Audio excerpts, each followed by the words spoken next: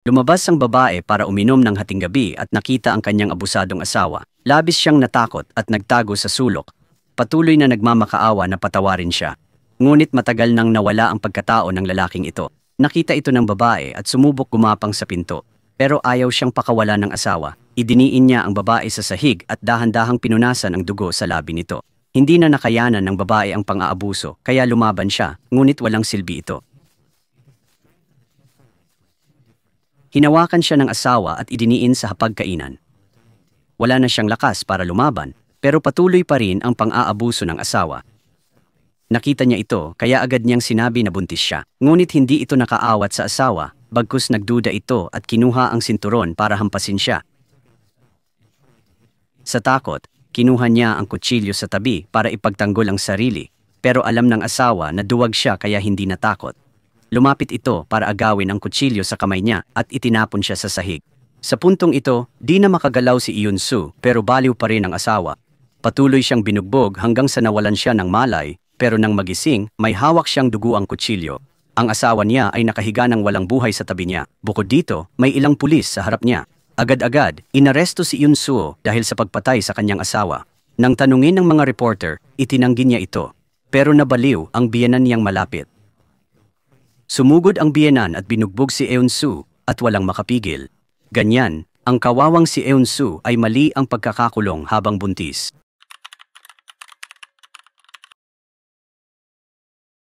Doon niya ipinanganak ang kanyang anak na babae. Para hindi lumaki ang anak sa ganitong kapaligiran, patuloy na umapela si Eun-soo. Pero malinaw ang ebidensya kaya walang abogadong nangahas ipagtanggol siya. Isang reporter lang ang nakatuklas ng kakaiba sa kaso at sumulat sa kanya.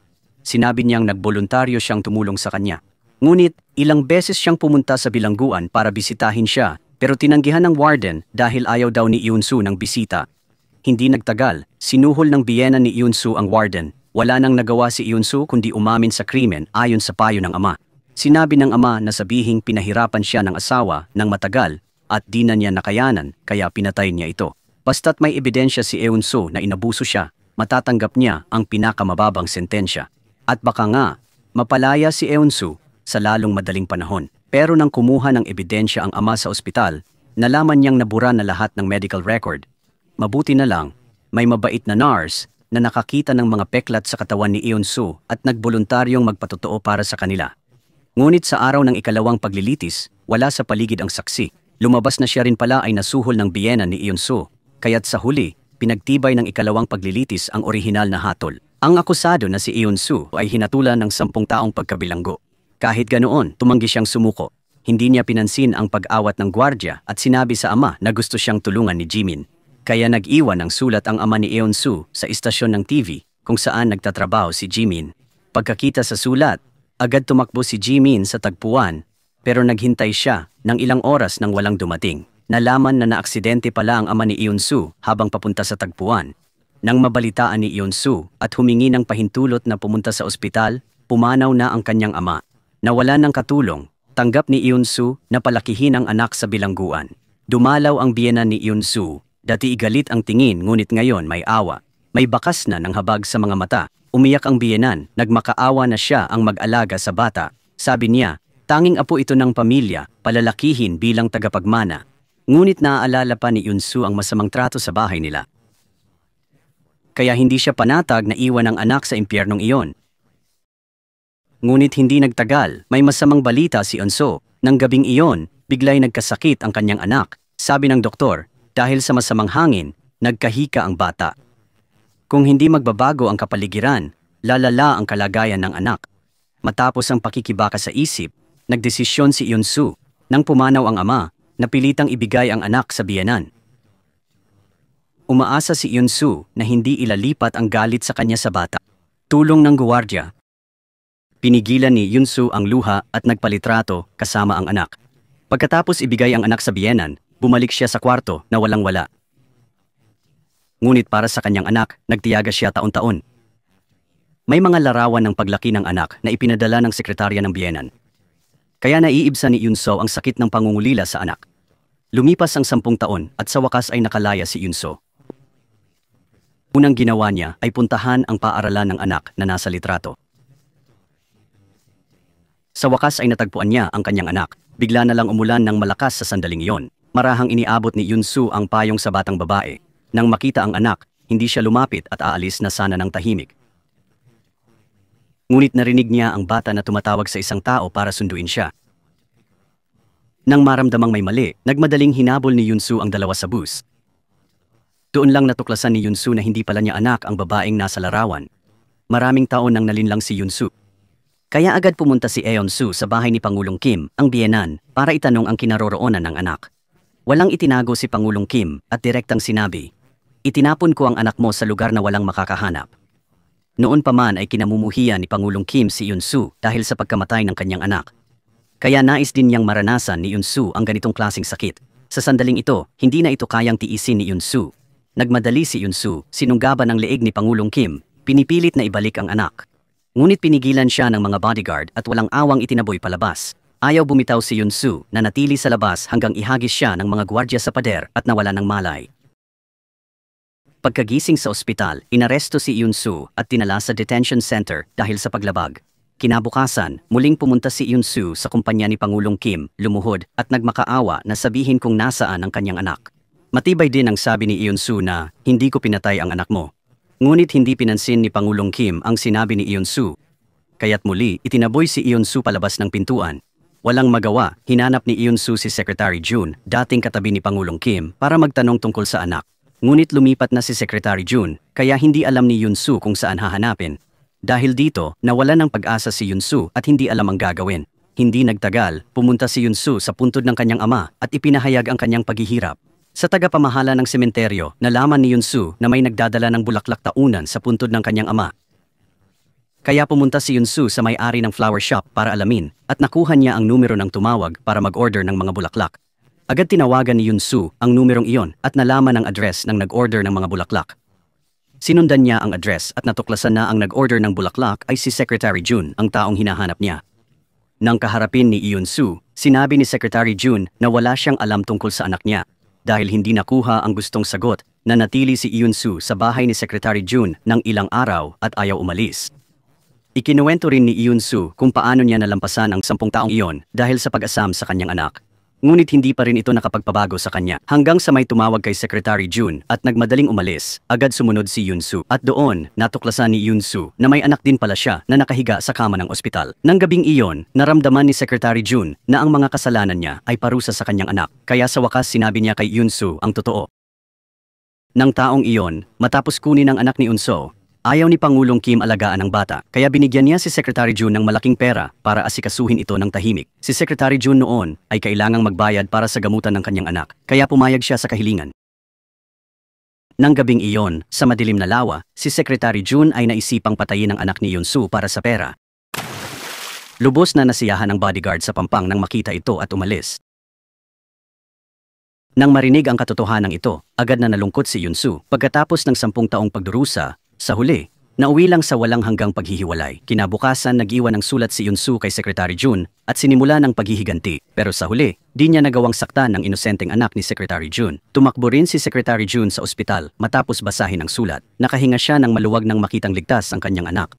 Pero saan kaya napunta si Yun-soo? Parang may naisip si Secretary Jun. Nagmadali siyang lumabas. Sa oras na iyon, natagpuan na ni Yun-soo si Pangulong Kim. Dinadalaw niya ang kanyang anak sa sementeryo. Lumitaw si Yun-soo sa likod niya. May hawak na kutsilyo at tahimik na lumapit sa likod niya. Ginamit ni Yun-soo ang kutsilyo para itulak siya sa gilid ng bangin. Wala nang mawawala sa kanya kundi buhay, kaya gusto niyang mamatay kasama si Pangulong Kim. Bigla, tumakbo ang bodyguard at binugbog si Yun-soo hanggang mawalan siya ng malay. Dinala si Yun-soo sa ospital ni Secretary Jun. Paggising, agad hinugot ni Yun-soo ang IV tube sa kanyang braso. Kahit anong pigil ni Secretary Jun, gusto pa rin ni Yun-soo hanapin si Pangulong Kim para maghiganti. Dahil nag-aalala sa kanya, sinabi ni Secretary Jun ang katotohanan. Sa totoo lang, buhay pa ang anak ni Yun-soo. Wala palang puso si Secretary Jun na saktan ang anak ni Yun-soo noon. Pero di siya nagtangkang suwayin si Chairman Kim, kaya tinago niya ang bata sa ampunan. Kalaunan, may mag-asawang umampon sa kanya. Pagkatapos, ayon sa address na ibinigay ni Secretary Jun, pumunta si Yun-soo sa pamilyang iyon. Nang makita niya ang batang babae na tumakbo palabas ng bahay, nakilala agad ni Yun-soo ang kanyang anak. Ginagamit pa rin ng bata ang kumot na ginamit ng anak ni Yun-soo noong kasama pa niya. unti-unti siyang lumapit kay Yunsu. Sa sandaling iyon, hindi na napigilan ni Yunsu ang kanyang damdamin at niyakap ang bata. Hindi tumanggi ang bata kundi hinayaan ang estranghera na yakapin siya. Natigil lang siya nang dumating ang umampon sa bata at itinulak siya palayo. Ito pala ang reporter na gustong tumulong kay Yunsu 10 taon na ang nakalipas, ngunit hindi pa sila nagkikita. Kaya patuloy na pinupuna ni Jimin si Yunsu. Tinanong niya kung may balak ba ito, pero mukhang hindi naman galit ang bata sa babaeng ito. Kaya sinabi niya sa ama na huwag nang ituloy at umuwi na lang sila agad. Habang paalis, paulit-ulit siyang lumingon kay Yunsu nang matagal. Nang gabing iyon, bumalik si Yunsu sa kanyang tahanan. Ang anak na hindi niya nakasama sa loob ng 10 taong ay sa wakas ay maaabot na. Naalala pa rin ni Yunsu ang pakiramdam ng paghawak sa kamay ng kanyang anak. Noon, kasing sakim siya ng isang bata. Gusto lang niyang tumigil ang oras sa sandaling iyon. Ngunit ngayon, isa pa rin siyang nag-iisang inang nananabik makasama ang anak. Mula noon, madalas pumunta si Yunsu sa paaralan ng kanyang anak. Ngunit tanging mamasid lang siya mula sa malayo at lihim na sumunod dito. At ito na lang ang naging tanging hangad ni Yunsu. Nang araw na iyon, napansin din siya ng kanyang matalinong anak. Ito rin ang unang pagkakataon na nag-usap ng harapan ng magina. Ngunit ang pag-atras ng bata ng kaunti ay parang saksak sa puso ni Yunsu. Alam ni Yunsu na kailangan pa ring lumayo sa kanyang anak. Ngunit tinawag siya pabalik ng bata at tinanong bakit siya umiyak noon. Marahang sumagot si Yunsu. Tumingin ang bata sa akin na umiiyak at inosenteng nagtanong kung bakit ako patuloy na umiiyak. Ang huling sinabi ng kanyang anak ay nagpaluha kay Yunsu ng todo hanggang sa hindi na siya makapagsalita. Hindi umimik si Yunsu hanggang sa tawagin ng kasalukuyang pamilya ng kanyang anak. Nang gabing iyon, naglakad mag-isa si Yunsu sa pangunahing kalsada. Puno ang isip niya ng masasayang sandali na makakasama niya ang kanyang anak sa hinaharap. Sa sandaling iyon, may bigla ang sumagi sa kanyang isipan. Kinabukasan, hinanap niya si Secretary Jun. Umaasang matutulungan siya nitong kausapin ang amang nag-ampon sa anak para ibalik ito sa kanya. Agad siyang pinigilan ni Secretary Jun nang marinig ito. Naisip niya na hindi dapat bawiin ni Yunsu ang anak dahil masaya ito sa mapagmahal na pamilya. Kung bigla na lang lumitaw si Yunsu at sabihin ito, paano haharapin ng bata ang katotohanan ito? Pero sabi ni Yunsu, dahil sa anak niya, nalampasan niya ang 22 taong iyon. Bukod pa rito, hindi siya ang nagkamali noon, pero siya ang nagdusa ng todo. Ngayon, gusto lang niyang mabuhay at maging normal na ina. Ano bang masama doon? Dahil matigas ang ulo ni Yunsu, pumayag na lang si Secretary Jun sa hiling niya. Pero sa totoo lang, nang kumilos na si Yunsu, nakita niya kung gaano kalupit ang realidad. Nang ipakita ng broker ang mga bahay, nalaman niyang di niya kayang umupa para sa anak. Kaya wala siyang choice kundi maghanap muna ng trabaho. Dahil sa background niya, nagustuhan siya agad ng isang paaralan. Pero nag-background check sila. Alam niyang may record siya at mahihirapang pumasa. Kaya umalis siya agad. Pagkatapos, marami siyang binasang iba't ibang job postings. Sa huli, nalaman ni Yunsu na lahat ng opisyal na trabaho ay may background check. Nang gabing iyon, pinuntahan ni Yunsu ang anak niya. Mula sa malayo, nakita niyang mahal siya, kaya sobrang nasiyahan si Yunsu. Pinakiusapan ni Jun ang amang nagampon sa anak ni Yunsu. Sinabi ni Yunsu na nagpasya na siyang sumuko. Pagkatapos ng ilang araw, naunawaan niyang mas mabuting hindi naguluhin ang buhay ng kanyang anak. At dahil nag-aalala siyang mahirapang kontrolin ang damdamin, naghanda siyang umalis. Bago umalis, gusto pa ni Yunsu makita ang anak sa huling pagkakataon, kaya sinundan niya ito. Ngunit ngayon, nakita ni Yunsu na may babaeng humaharang sa daan ni Yanghai. Nang makita ng mga bata ang mukha ng babae ng malinaw, tumakbo ito palayo.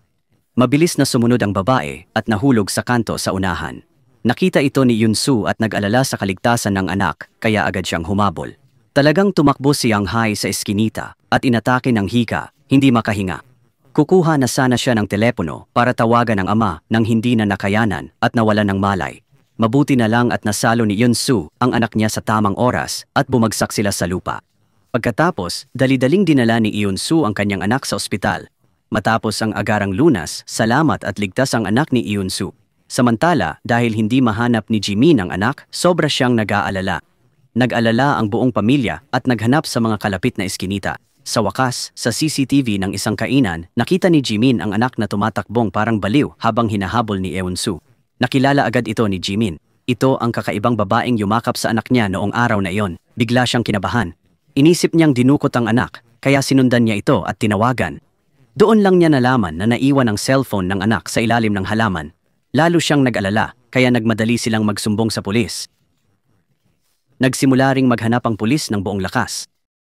Sa sandaling iyon, nakatanggap si Jimin ng tawag. Nakita raw ng kaibigan niya ang anak sa ospital. Nang magbayad si Yunsu, wala na si Young Hae sa kama kaya hinabol niya ito. Mabuti na lang at hindi pa ito nakakalayo. Gusto ni Yunsu malaman bakit tumakbo si Young Hae. Ngunit nang banggitin ng babae, bigla itong nabalisa.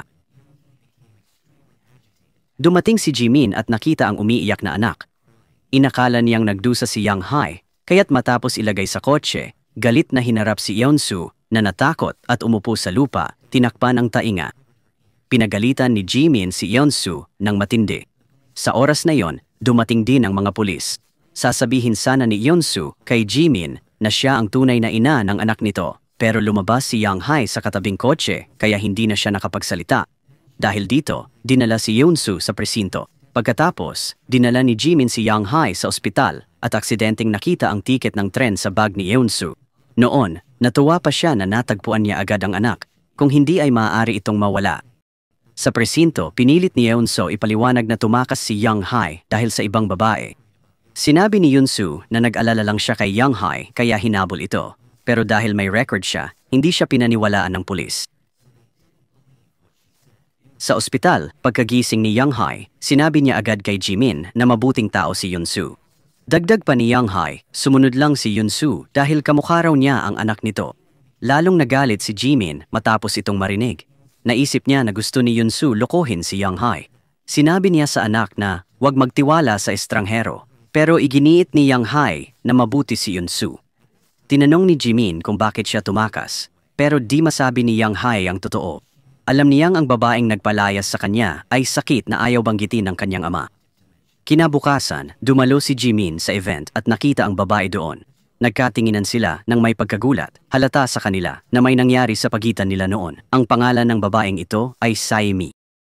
Maraming taon na ang nakalipas, masaya silang mag-asawa. Dahil hindi magkaanak si Saimi, nagampon sila ng batang babae. Pareho nilang mahal na mahal ang kanilang anak. Minsan, iniwan ni Saimi ang anak sa nasusunog na bahay.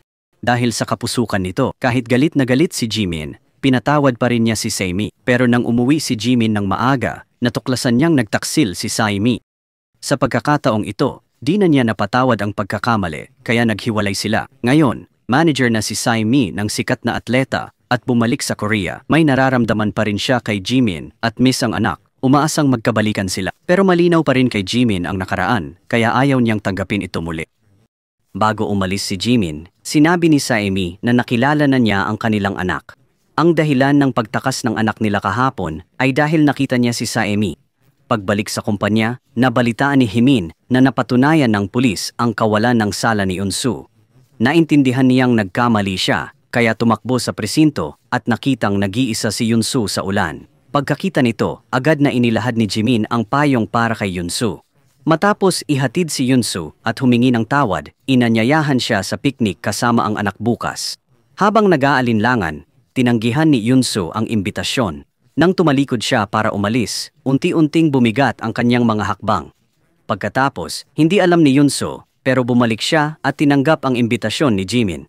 Kinabukasan, nagbago ang anyo ni Yunsu at nagpakita sa harap ni Young Hae at Jimin. Nagmaneho sila papuntang suburbs at kumuha ng maraming magagandang litrato. Nagsimula sila ng barbecue. Ipinakita ni Yunsu ang kanyang galing at nakakuha ng papuri mula sa kanila. Habang kausap si Jimin, nalaman ni Yunsu na siya'y diborsyado na. Single pa rin siya. Masaya ang araw na magkakasama sila. Tulog na si Young Hae, pero nang malaman na bababa si Yunsu, pinahinto niya ang kotse at tumakbo sa kanya. Bumulong si Young Hae kay Yunsu na kung namimiss mo ang anak mo, puntahan mo ako dahil parang anak mo raw ako. Kung naaliw ka doon, masaya rin ako na nasa tabi mo. Ang pangungusap na ito ay nagpalubog kay Yunsu at di siya makawala. Sa sandaling iyon, may matapang na ideya ang pumasok sa isip ni Yunsu. Gusto ni Yunsu na maging tunay na ina ni Young Hae. Iyon ay ang pakasalan si Jimin. Kahit maging madrasta siya, basta kasama ang anak araw-gabi, sulit na kay Yunsu. Kaya, nagsimulang magbago si Yunsu. Sa Cherry Blossom Festival na inulat ni Jimin, lumitaw si Yunsu na may bagong anyo. Dahil dito, iba na ang tingin ni Jimin kay Yunsu. Patuloy ang mga nagkataong pagkikita. Sa panahong ito, mabilis umunlad ang damdamin ni Yunsu at Jimin. Palapit na si Yunsu sa layuning maging madrasta ng anak. Ngunit, di alam ni Eun-soo na may masasamang matang nagmamasid sa kanya. Inimbestiga ni Presyo Kim ang anak ni Eun-soo at nalaman ang hika nito. Naalala ni Presyo Kim nang iwan ni Eun-soo ang anak para palakihin ng iba. Sa pag-iisip nito, lalo pang nagduda si Pangulong Kim na anak ni Eun-soo ang batang ito. Kaya, agad niyang hinanap si Sae-mi, dating asawa ni Jimin, at sinadyang banggitin ang tungkol sa pamilya. Sa sinabi ni Pangulong Kim, mahal na mahal din ni Sae-mi ang kanyang ampon na anak. Sinabi rin ni Pangulong Kim na hinahangaan niya si Sae-mi sa pag-ampon at gustong makita ang larawan ni Young-hae noong bata. Masayang ipinakita ni Sae-mi kay Pangulong Kim ang larawan sa kanyang cellphone. Nakita ni Pangulong Kim ang pamilyar na kumot sa bata na ginamit ni Eun-soo sa pagbabalot sa anak niya noon. Sinabi rin ni Sae-mi na ito ang kumot na nakabalot sa bata nang inaampon nila ito. Siguro may amoy pa ito ng kanyang ina, kaya hanggang ngayon hindi maibigay ni Young-hae na itapon ito. Sa panahong ito, lubos na natitiyak ni Pangulong Kim na ang batang ito ay anak ni Eun-soo. Kinabukasan, nakatanggap ng tawag si Eun-soo mula kay Jimin. Pinapunta niya ito sa paaralan para sunduin ang anak niya. Natuwa si Eun-soo, ngunit pagdating sa gate, nakita niya si Pangulong Kim na ihahatid na si Young-hae. Hindi nagdalawang isip si Eun-soo at dumiretso para pigilan si Pangulong Kim. Nagkunwari si Pangulong Kim na nakita lang niya ang batang cute at gustong bigyan ng regalo. Sinadya pa ni Pangulong Kim na sabihing ang pag-aalala ni Eun-soo ay parang tunay na ina. Agad sumagot si Eun-soo na anak ito ng kanyang kasintahan, kaya gusto niyang alagaan ang bata. Alam ni Pangulong Kim ang dahilan, pero hindi na niya itinuloy dahil nakuha na niya ang buhok ni Young-hae. Pagkatapos, may bagong problema na naman si Eun-soo. Labis na nagselo si CMI nang makitang lumalapit sina Eun-soo at ang kanyang dating asawa, kaya pinuntahan niya si Eun-soo. Pinunan niya si Eun-soo sa hindi pagkilala sa ina ni Young-hae. Sinabi rin ni Sae-mi na ang mabuting pakikitungo ni Eun-soo kay Young-hae ay paraan lang para akitin si Jimin. Gusto ni Sae-mi na umalis agad si Eun-soo para hindi maapektuhan ang muling pagkikita nilang tatlo. Sa harap ng tahasang pagdeklara ng digmaan ni Sae-mi, hindi basta-basta susuko si Eun-soo. Hindi itinanggi ni Eun-soo ang sinabi ni Sae-mi. Sinabi ni Eun-soo na ginawa niya yon dahil gusto niya si Jimin. Bago umalis, sinabi ni Eun-soo na handa siyang magbayad ng anumang halaga para rito. Nang marinig ito, labis na nagalit si Sae-mi pero wala siyang magawa. Sa art contest ng kumpanya ni Pangulong Kim, nanalo ng una ang anak ni Jimin. Dumalo sina Jimin at Eun-soo sa seremonya ng paggawad. Nakatayo si Sae-mi sa likod, nakatingin sa masayang hitsura nilang tatlo. Lalo siyang nagalit. Lumapit si Pangulong Kim at sinabing mahirap mabawi ang dating posisyon niya. Pagkarinig nito, natulala si Sae-mi sa kinatatayuan. Agad na naglabas si Pangulong Kim ng DNA test report. Pagkabasa nito, labis na nagulat si Sae-mi. Noon lang nalaman ni Sae-mi na si Eun-soo pala ang tunay na ina ni Young-hae. Nang akala ni Sae-mi na wala ng pag-asa, sinabi agad ni Pangulong Kim na tutulungan siya. Sa panahong iyon, tahimik at masaya sina Eun-soo at Jimin. Naramdaman ni Eun-soo ang tapat at malalim niyang pagmamahal. Kasabay nito, unti-unting gumaling ang pusong nasugatan ng lalaking pinagtaksilan ng minamahal. Nagsimula na rin siyang maging mas bukas sa damdamin. Ngunit kapag nag-iisa si Eun-soo, hindi siya mapalagay. Sa mga sandaling iyon, siya'y nalilito. Hindi niya alam kung tama ba ang paglinlang sa isang taong nasaktang tulad ni Jimin. Natatakot siya na mabunyag ang kasinungalingan at masaktan muli si Jimin. Ito ang dahilan ng matinding pagkabalisa niya. Nang umabot si Jimin sa bahay, may nakita siyang dokumento sa mailbox. Binuksan niya ito para tingnan ang laman. Sa loob ay may mga larawan ni Eun-soo at ng anak niya noong bata pa. Hindi niya maintindihan bakit may litrato sila ni Eun-soo noong kabataan nila. Kasabay nito, hindi rin niya alam kung sino ang nagpadala ng litratong ito. Ano ang kahulugan nito? Malinaw nakuha ang litratong ito bago niya ito inampon. Pagkatapos ay naalala niya ang panahong iyon. Mabuti ang pakikitungo ni Eun-soo kay Young-hae nang walang dahilan. Nagsimulang magduda si Jimin sa pagkakakilanlan ni Eun-soo. Kinabukasan, pumunta siya sa mailbox kung saan niya natanggap ang litrato. Sa kalapit na kamera, nalaman niyang si Semi, kanyang ex-wife, ang nagpadala. Para kumpirmahin, agad na kumatok si Jimin sa pinto ni Semi. Hinulaan ni Semi na darating siya, kaya tuwang-tuwa siya. Wala ring gana si Jimin makipag-usap ng walang kaugnayan, kaya inilabas niya ang litrato at direktang nagtanong.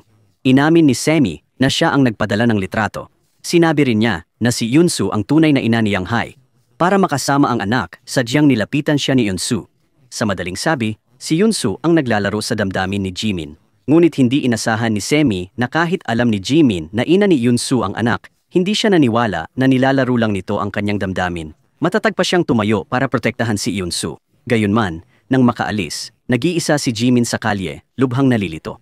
Nang gabing iyon sa hapunan, tinitigan ni Jimin si Eun-soo. Napakakomplikado ng nararamdaman. Sa kabilang banda, lubos na binaliwala ni Eun-soo ang pagbabagong ito. Pagkatapos kumain, nakita ni Eun-soo si Jimin sa silid, hinahaplos ang kumot ng anak. Kaya lumapit siya at umupo. Hindi inaasahan, sinabi ni Jimin na napakaluma na ng kumot. Si Young Hae ay nakabalot dito nang siya'y inampon. Hinala niya na iniwan ito ng ina sa kumot na ito. Gusto niyang bilhan ng bago si Young Hae, pero di siya nakinig. Sabi niya kailangan niya ang kumot para makatulog. Nalungkot siya at sumakit ang kanyang puso. Anong klaseng magulang ang mag-iwan ng ganyang mahal na anak? Labis na napahiya si Eun-soo. Buti na lang dumating si Young Hae, nakatulong sa tensyon. Pauwi na, agad dinala ni Jimin si Eun-soo sa gate. Nagpaalam si Eun-soo, ipinahayag damdamin, pero nasuklam siya. Kung mahal nila isa't isa, hayaang umunlad ang relasyon. Pagkatapos, agad niyang hinila si Eun-soo pataas. Pagpasok sa kwarto, dahan-dahang hinubad ni Eun-soo ang damit, pero inabutan ni Jimin para tulungan siyang maghubad. May pag-asa pa kay Eun-soo, pinakita larawan ng anak niya. Tutulungan siya, sabihin lang kung anak niya ang bata. Pero inamin ni Eun-soo na alam niya lahat mula simula. Ginawa niya yon para makasama ang kanyang anak. Sa sandaling iyon, nawala ng pag-asa si Jimin. Akala niya si Eun-soo'y tadhana. Sa totoo lang, plano niya lang yun lahat. Dahil dito, parang naloko siya nito. Pinuna pa niya si Eun-soo sa pagiging malupit. Iniwan niya ang anak ng matagal, kaya di siya karapat-dapat na ina. Magpapaliwanag sana si Eun-soo, pero ayaw nang maniwala ni Jimin. Malamig siyang tumalikod at umalis. Dahil doon, naghiwalay ang dalawa. Nawalan ng pag-asa si Eun-soo at nalugmok sa kalungkutan. Mas malala pa, pinuntahan ni Press Kim si Sek-jun, katulong ni Eun-soo. Inilantad niya ang pagtataksil nito 10 taon na ang nakalipas. Hiningi niyang tapusin ang di nagawa noon, pero tumanggi ito.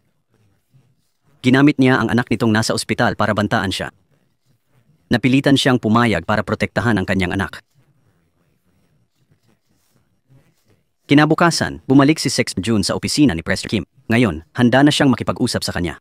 Naglabas siya ng recording at sinabing sapat na ito para patunayan ang kanyang mga krimen.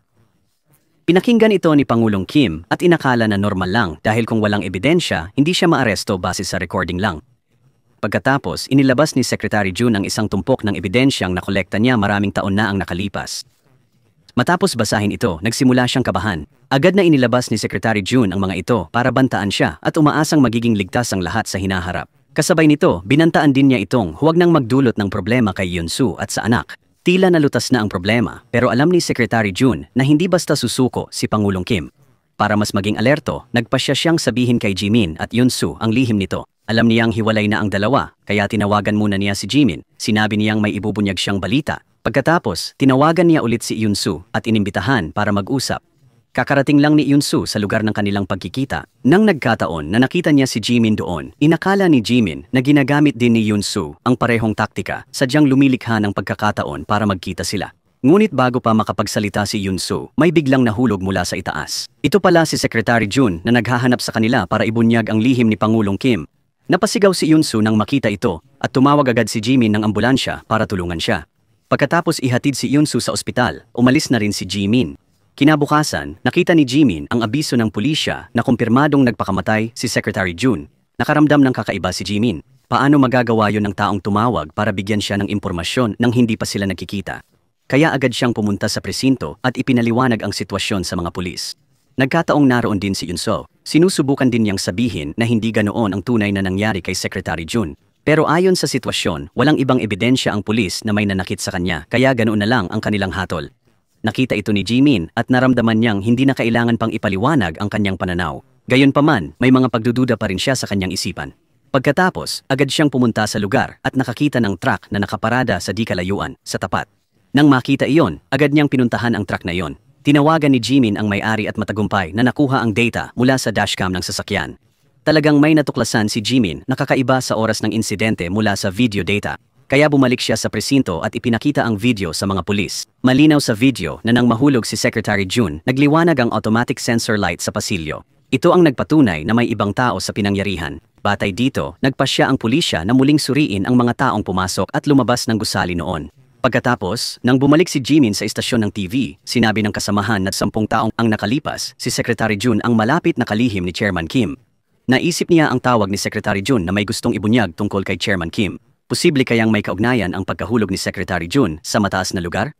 Dagdag pa, nalaman niya sa boss na naging special reporter siya 10 taong dati at inilipat sa foreign agency dahil sa rekomendasyon ni Pangulong Kim. Ito'y sadya dahil nung taon na yon, may natuklasan si Jimin na kahinahinala sa pagpatay sa anak ni Chairman Kim ng manugang. Nakatanggap din siya ng liham mula sa pumatay, humihingi ng tulong at nagsasabing siya'y na-frame. Ngunit kalahati pa lang ng investigasyon nang inilipat si Jimin sa ibang lugar.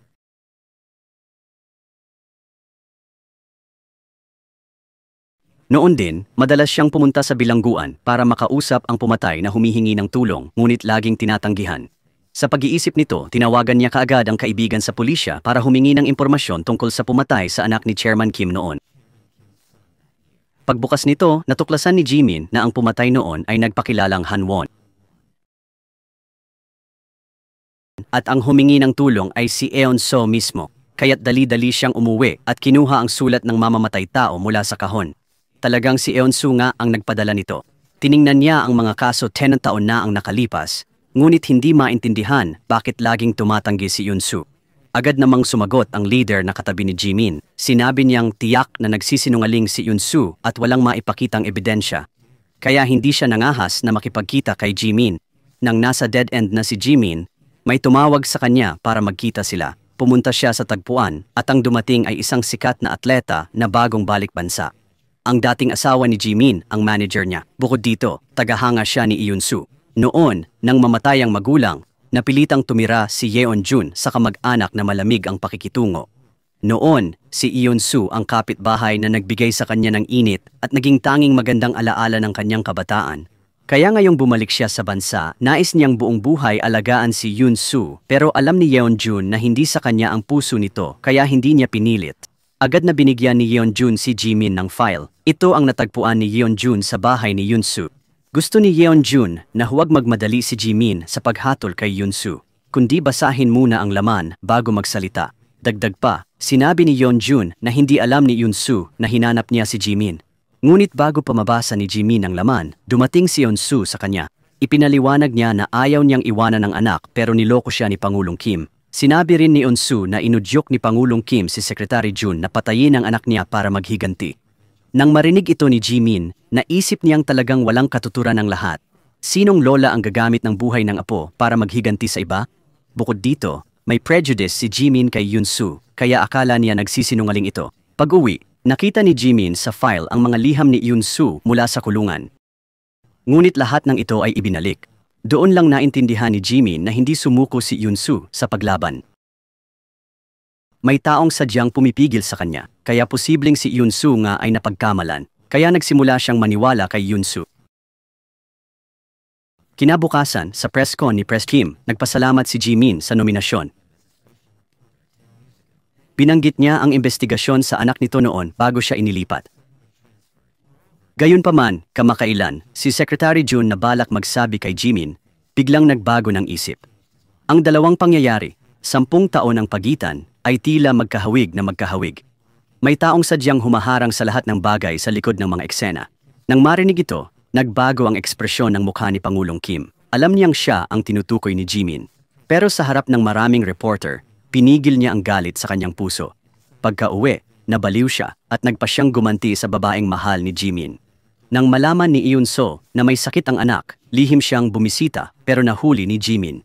Gayunpaman, sa pagkakataong ito'y hindi niya ito pinigilan. Sa sandaling iyon, may dumating na hindi inimbitahang bisita. Si Pangulong Kim ito, na gustong maghiganti sa kanila. Walang hiya niyang sinabi na dinadalaw niya ang kanyang apo. Sinabi rin niyang kukunin niya ang apo bilang lola. Pagkatapos, tumalikod siya at sinisi si Eun-soo sa pagpatay sa kanyang anak. Kaya walang karapatan si Eun-soo dito. Mabuti na lang, sumulong si Jimin. Sinabi niyang si Eun-soo ang kanyang mahal. Kaya syempre may karapatan siya rito. Kahit malakas si Pangulong Kim, walang dahilan para gumawa ng anuman sa kanila. Kaya sa ngayon, hinayaan na lang niya, pero bago umalis, sinabing babalik siya agad. Narinig ng pamilya ni Jimin ang ingay at lumabas, pero hindi nila naintindihan ang nangyayari. Si Young-hae, may sakit, nakita si Eun-soo at yumakap. Nang nawala si Eun-soo, namiss niya ito ng husto. Sa banta ni Kim, di pa rin nakalimot si Jimin sa panlilinlang ni Eun-soo. Pero para sa anak, nagkasundo sila ni Eun-soo. Pansamantala silang nagsama bilang mag-on. Kinabukasan, sinuri ng pulis ang pagpasok-labas ng mga tao sa gusali. May mahalagang natuklasan. Pagpasok ni Secretary June, may hawak siyang file. Ang file ay napunta sa ibang tao nang lumabas siya. Madilim ang eksena para makita ang mukha ng tao. Sa panig na ito, mabilis na kumilos si Pangulong Kim. Nagpanggap siyang negosyante ng kawanggawa sa TV interview. Sa panayam, binanggit na sinaktan ng manugang ang anak niya. Nagkunwang umiiyak, nagpakitang labis na nalulungkot. Sa pag-alo ng host, nagpakita ng galit at naglahad ng lihim. 10 taon ang nakalipas, sinabi ng manugang na patay ang apo, ngunit inabando na lang pala, at ngayon lang nalaman na buhay pa at inampon ng ibang tao ang bata. Hindi lang inalis ang apo, kundi pinaghiwalay din sila nito. Nang lumabas ang balita, labis na nagulat ang mga reporter. Hindi nagtagal, nalaman nila ang tirahan ng manugang ni Pangulong Kim mula sa isang tao. Para mauna sa balita, nagmadaling pumunta ang mga reporter isa-isa. Noon, nanonood si Yoon Soo ng live stream sa bahay at alam niyang may malaking problema siyang haharapin. Kaya't nagmadali siyang maghanda para umalis ng bahay. Ngunit paglabas niya, nakita niya ang mga reporter sa dulo ng eskinita kaya tumakbo siya papasok. Pero napansin niya na may grupo rin ng mga reporter na papunta sa kanya. Nang hindi alam ang gagawin, may humila sa kanya papasok ng kotse at iyon pala si Jimin. Pagkatapos ay inilayo niya ito sa lugar na iyon. Pag-uwi, sinabi niyang siya ang abogadong gustong tumulong sa kanya 10 taon na ang nakalipas. Nang kumpirmahin ni Yoon Soo na hindi niya pinatay ang anak ni Chairman Kim noon, nangakong tutulungan siya ni Jimin. Kaya nagsimula na siyang mag-imbestiga. Sa araw ng insidente ni Secretary June, pumunta siya sa direktor ng ospital. Ayon kay Director Jimin, tuwing may kausap si Secretary June sa telepono, paulit-ulit niyang binabanggit ang 6049. Base sa logo sa bag ni Secretary June na nakita sa CCTV, pumunta si Jimin sa isang appraisal agency. Nalaman ni Jimin sa mga tauhan doon na nagpasa si Secretary June ng 2 paternity test application. Alam niyang kay Yoon Soo ang isa at ang isa'y forensic report na sender lang ang makakakuha.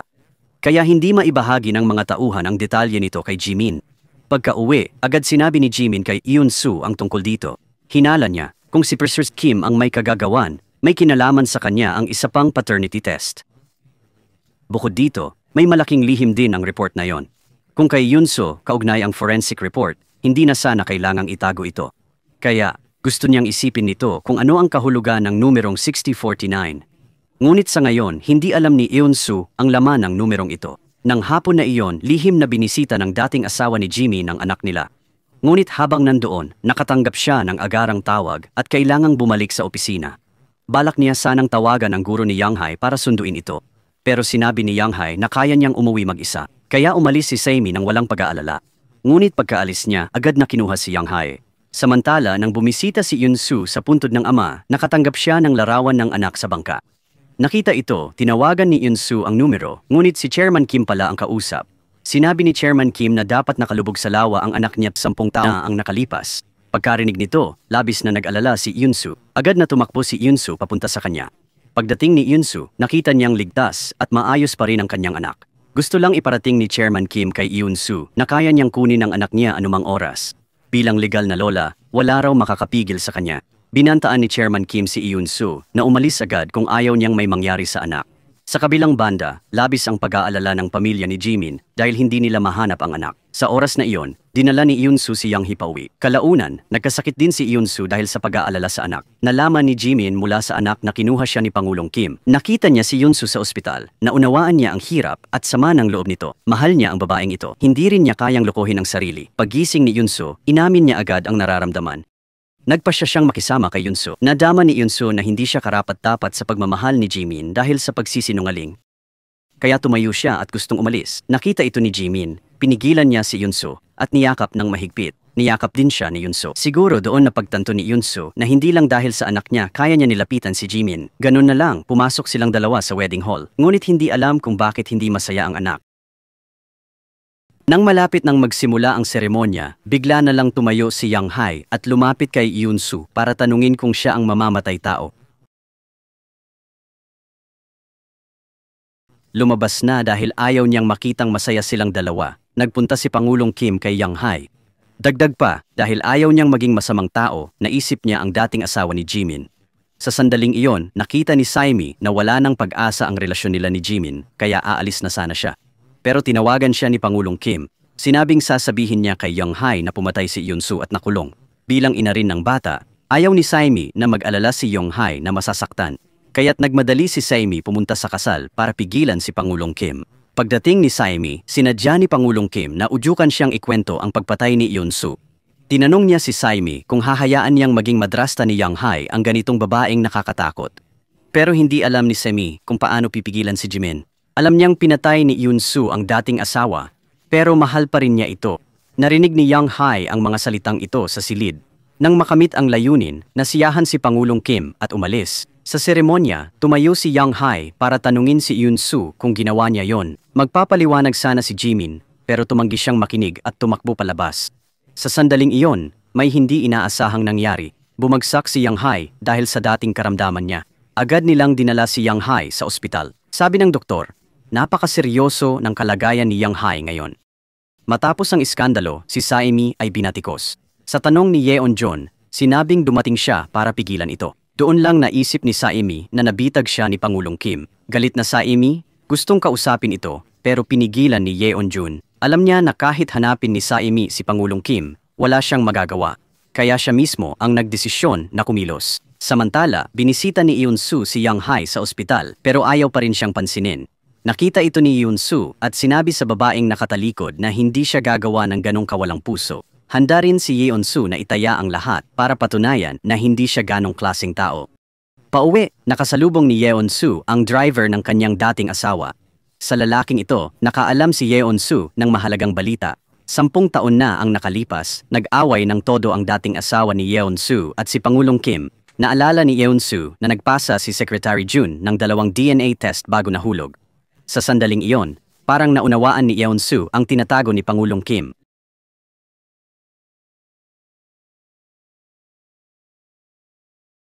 Kinabukasan, lumabas na ang resulta ng medical exam ng anak niya.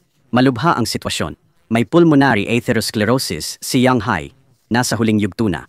Kung di epektibo ang gamot, mabubuhay lang siya nang wala pang 1 taon. Nang marinig ito, labis na nalungkot si Jimin.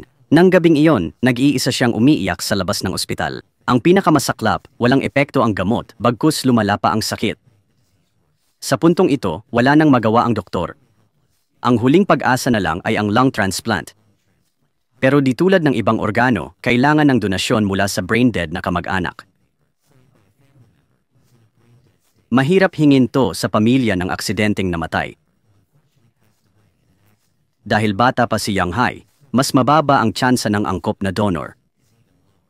Natatakot na mahirap maghintay ng donor, si Jimin syempre hindi lang uupo at titingin sa anak na mawala, kaya naisip niya na siya na lang ang mag-donate. Sabi ng doktor, legal man ito, wala pang ganito sa bansa. Kahit gustong mag-donate, kailangan muna ng compatibility test. Ang pinaka-importante, napakababa ng tsansa ng tagumpay ng operasyon.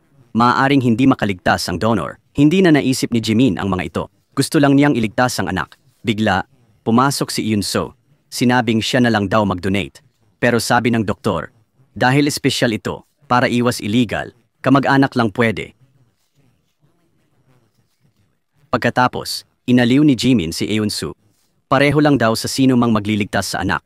Pumunta siya para sa compatibility test. Umuwi si Yoon-soo ng gabing iyon. Di inaasahan. Naghihintay si Pangulong Kim sa bahay. Mukhang masayang-masaya siya. Agad niyang ginamit ang sakit ni Yang Hae para saktan si Yoon-soo. Hindi nakatiis si Yoon-soo.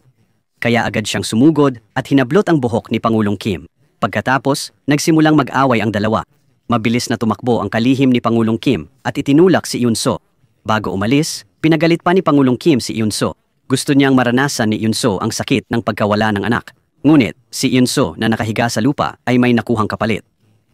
Nakuha niya ang buhok ni Pangulong Kim. Kinabukasan, lumabas ang resulta ng compatibility test ng anak. Hindi pala karapat-dapat si Jimin na mag-donate. Nang nalilito siya, sinabi ni Yoon-soo na siya'y karapat-dapat dahil itinago niya si Jimin sa compatibility test. Gumaan ang loob ni Yoon-soo at nangakong ililigtas ang anak. Nang gabing iyon, tiningnan ni Jimin si Yang Hae sa ospital. Naisip niya si Yoon-soo, handang isakripisyo ang sarili para sa anak. Ang dalawang taong pinakamamahal niya. Ayaw talaga niyang mawala ang alinman sa kanila. Pero kailangan nilang humiga sa operating table ng sabay. Walang makapaghuhula kung ano ang mangyayari. Galit si Jimin sa sarili dahil di siya kwalipikadong donor. Ang komplikadong damdamin at kawalan ng magawa ay tumama sa puso ng malakas na lalaking ito. Kaya't siya'y palihim na umalis sa silid at tahimik na umiyak. Kinabukasan, nagpatingin si Eun-soo sa doktor. Kahit pumasa sa compatibility test, kailangan pa ng review ayon sa batas ng Korea.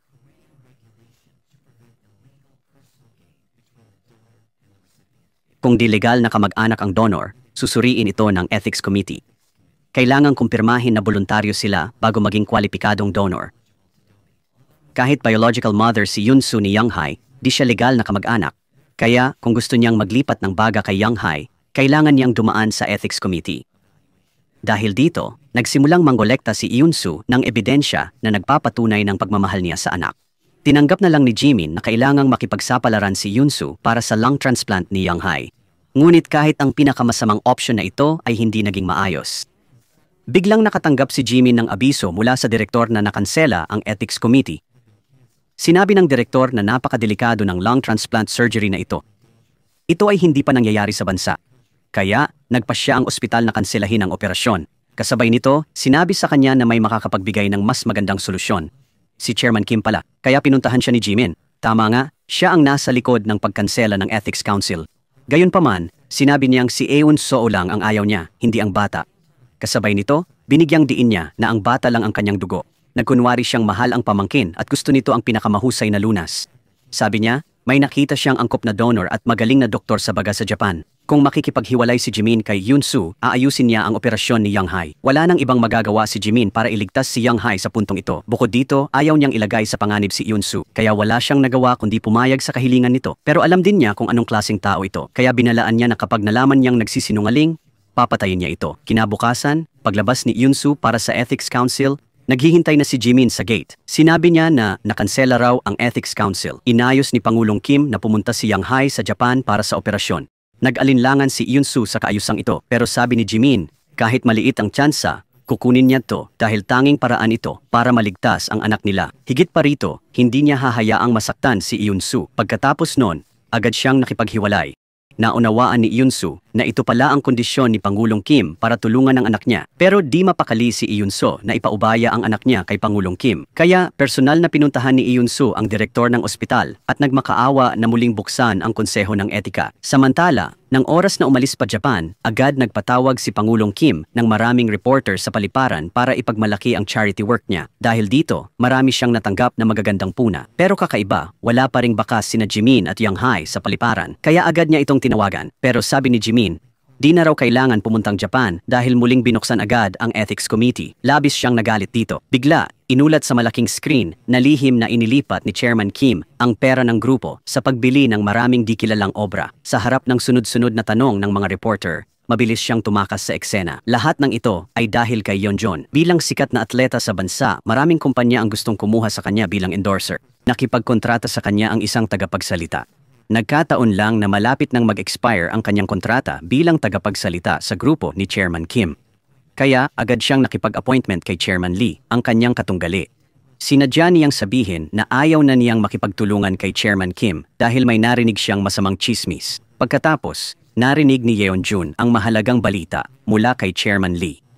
3 taon na ang nakalipas, tinaguyod ni Chairman Kim ang pintor na si Hyunji na hindi nagpapakita ng mukha. Ang mga painting ng pintor na ito ay napaka-ordinaryo. Pero inisip ni Chairman Kim na malaki ang halaga nito kaya binili gamit ang pera ng grupo.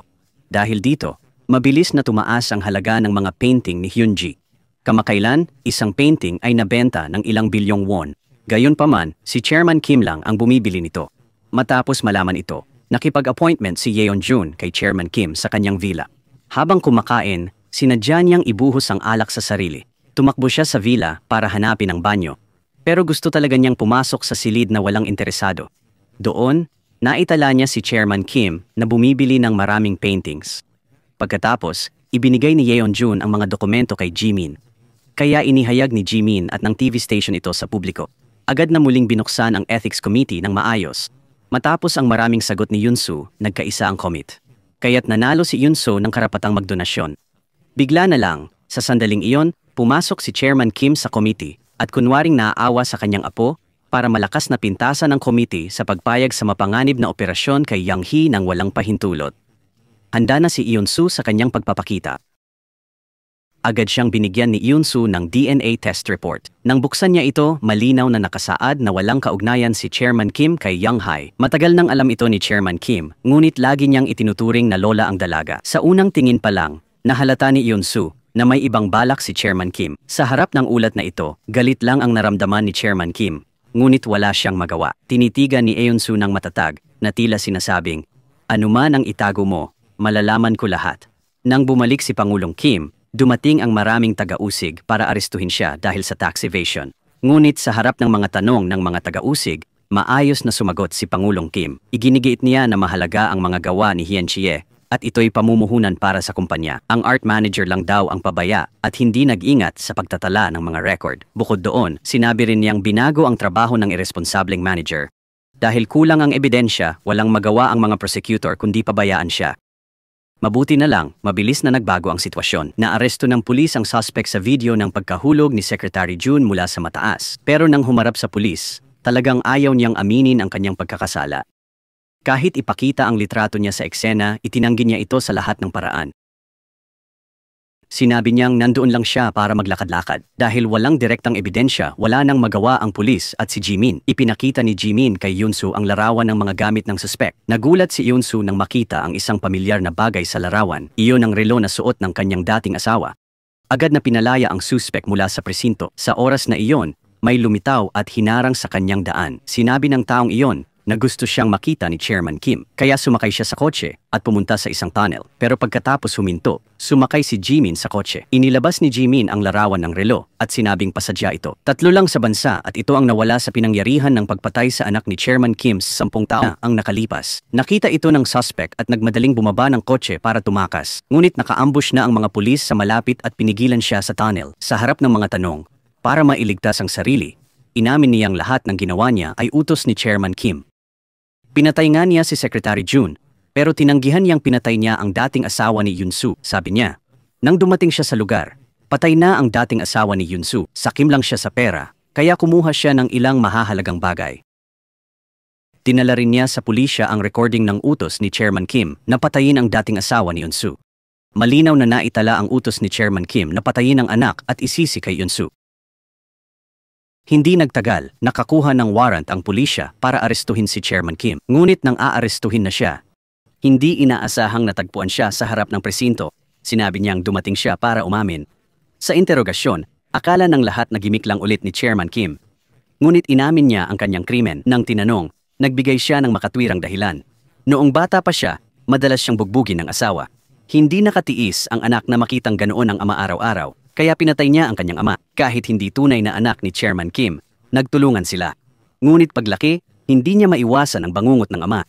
Pakiramdam niya laging nakatayo sa sulok ang ama, nagmamasid. Kaya gumamit siya ng droga para maibsan ang takot. Pagkatapos, nawawala ang takot na iyon. Ayaw ni Chairman Kim na masira ang kumpanyang pinaghirapan niya. Kaya may pinapatay siya. Walang hiyang sinabi na ayaw lang niyang magdusa ang anak. Matapos arestuhin si Pangulong Kim, agad na nagmadali ang press para i-report ang kanyang kwento. Pinatay ng sikat na charity figure ang anak at malupit na sinisi ang kanyang manugang. Si Yun-soo, na 10 taong pinagbintangan, ay tumanggap ng pagkilala mula sa pamilya ni Jimin. Humingi rin ng tawad si Young Ha at nagkasundo sila, mahigpit na nagyakapan. Gayunman, wala pa ring balak si Yun-soo na sabihin sa anak na ako ang tunay niyang ina. Dahil malapit ng operahan si Yun-soo kasama si Young Ha, bagay na bago sa kanya. Pagkatapos, binisita ni Jimin ang puntod ng ama ni Yun-soo. Nalaman niya sa mga tauhan doon na ang numerong hinahanap niya ay puntod ng ama ni Yun-soo.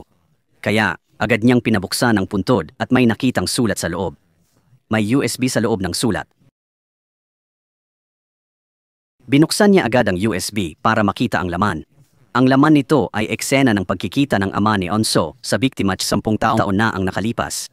May kotse ring huminto sa likod. Agad siyang nag-zoom in para makita. Ito pala si Secretary Kim, ang laging kasunod ni Pangulong Kim. Kasabay nito, lumapit si Secretary Kim kay Yun-soo at inamin ang krimen. Lagi siyang sumunod kay Pangulong Kim pero di siya sinisi ni Yun-soo. Sa sandaling iyon, tumunog muli ang telepono ni Secretary Kim. Naalala ni Yoon-soo ang pagpatay sa kanyang ex-asawa 10 taon na ang nakalipas. Siya pala ang pumatay sa ex-asawa at sinisipa si Yoon-soo. Balak ni Yoon-soo humingi ng tulong pero napansin ni Secretary Kim.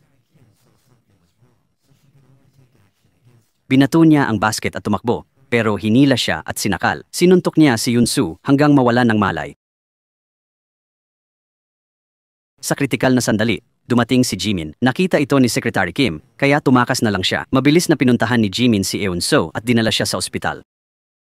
Di naglaon, pinigilan ng mga pulis si Secretary Kim sa gallery ni Hwang-ji. Ang artist pala na di nagpakita ng mukha ay si Secretary Kim.